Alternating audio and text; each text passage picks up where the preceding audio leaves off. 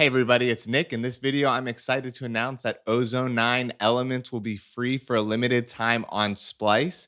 It'll be free until June 5th, 2020. If you don't have it already, it is a great plugin to start mastering. It is a $129 value, so I would recommend checking out the link at the top right of the screen as well as the description. You do need a Splice account, but all you have to do is sign up for free, and then you hit the download button and you'll see Ozone Elements in your plugin section. Simply download the installer, run it, and then when you're asked to activate it, provide the serial number listed on that page. I'm going to show you a very brief walkthrough of the plugin / how to approach a basic master.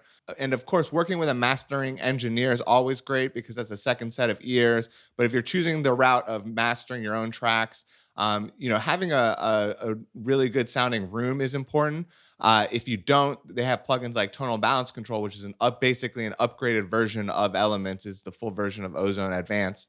Can help you really trust what's going on and not really rely so much on the room. So when I'm mastering audio at home, I usually use Tonal Balance Control. But even if you don't have access to Tonal Balance Control or a well-treated room, as long as you have a pretty trusted set of headphones, you test your master on a lot of devices, I think you can actually get away with using Ozone Elements if you use it right. So right now I have a track that's near the mastering stage. It's not quite done, but I'm just going to show you how I would approach it mastering it. When mastering, you generally want to focus in first on the busiest or the highest energy part of the track where you have the most elements going on, basically the loudest part of your track, to just see how we can get that as loud as other tracks and kind of, competitively, commercially loud. So I'm going to focus in on the section at 25, which is the drop, but I'll just play a little bit before it.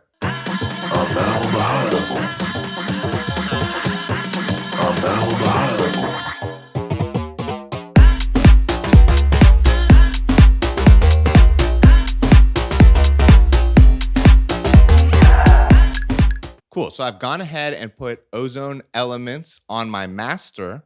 You can see here that it's divided into 3 modules, really: the equalizer, the imager, and the maximizer. The equalizer has mid-side and left-right capabilities, which is awesome, meaning you can kind of create separate EQs for the left and the right, or the mid and side EQs. So if I wanted to set the side EQ or mid EQ, I could do that differently here. Same with the left or right. And we also have the ability to switch between analog and digital modes, which is really nice. The next module is the imager, which will help us get stereo width. So if I wanted to make the master a little wider, I can use the stereoize button and then kind of increase the width.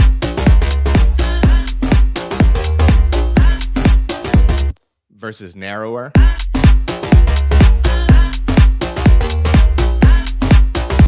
And again, you could actually load this maybe on an individual track, turn off the maximizer and the equalizer, and kind of use this as a standalone imager, which is kind of cool. It is a little more CPU intensive if you do it that route, but still definitely an option. The third module is the maximizer, which I think is one of the most important modules when mastering. It basically maximizes the loudness of your track, making sure that it's as loud as other tracks you hear. And in my personal workflow, I actually do most of the equalizing and the imaging in the tracks in themselves. Like while I'm mixing, I mix as I go. And really the mastering for my personal workflow is mainly using the maximizer to ensure the loudness. So the most important parameters are going to be the IRC, which is the intelligence release control. How does the maximizer react to peaks and releasing from the peaks? And that kind of dictates how much pumping you may hear. The true peak is going to ensure that we don't clip in the analog domain. And then the most important parameters are the ceiling and the threshold. So the threshold is going to dictate at what level does the audio start limiting, meaning it's going to start limiting the loudness of the level. But the maximizer automatically adapts for that kind of difference, like auto gain on compressor, say, and it actually brings up the level to the ceiling level. So as you take the threshold down, it's actually going to make the entire track louder. It's minimizing the dynamics in your track, making everything louder. But you can hear at that threshold, it doesn't sound good. So there is a learn threshold feature, which is really useful.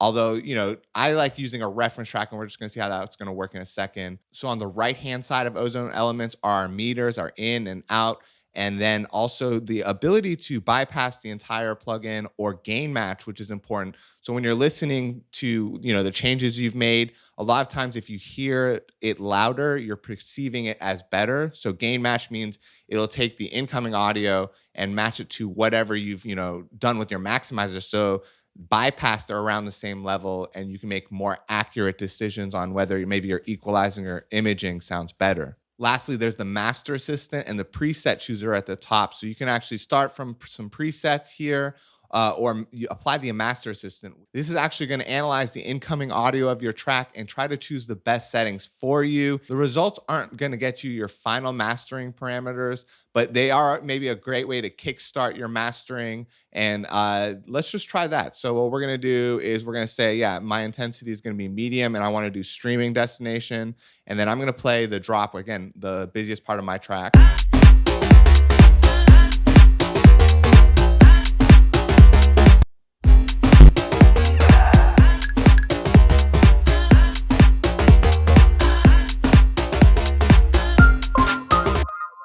Now, when appropriate, I would recommend mastering to a reference track. That means if you have something that's kind of in a very specific genre, or maybe something you've already made based off of a reference track. In this case, I found Oliver Heldens track that's pretty similar. I'm going to solo it and then turn the equalizer off and the maximizer off, but leave Ozone on. And what that's going to do is it's going to allow me to look at the meters on the right-hand side of this track I found that I want to kind of achieve the same loudness of.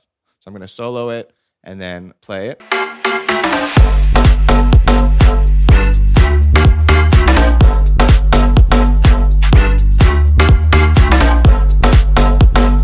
And I think an important parameter to look for is the RMS value on the output here, which is going to be the root mean squared, which means it's a more approximation of the average loudness, not like specific peaks, and maybe the overall loudness that humans hear. And so let's look at that again, the value where it's hovering at.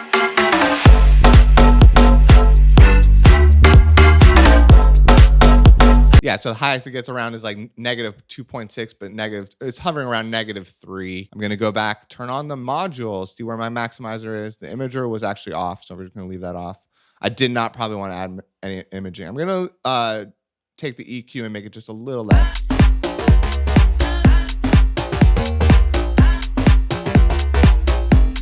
Now, what happened is like I'm looking here and I can see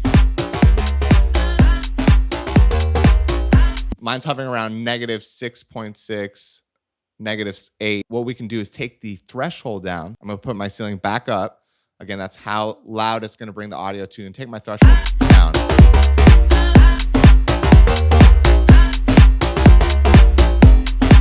Again, the lower I take this threshold value, the louder the track's going to get. But then as you get super low, it's just going to sound very pumpy, and you're going to hear, this undesirable sound generally. But right around -3.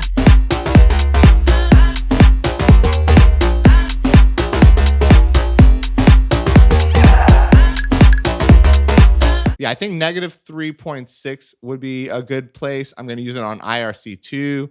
And then we can, maybe do a little more transient emphasis. So now when I solo the reference track and turn off Ozone completely.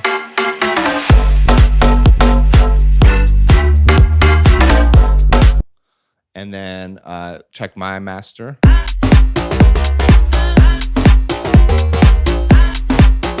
So they're much closer in overall loudness, and that's how you can start, getting a basic master using Ozone Elements. So that was a brief overview of how to get started mastering with Ozone Elements.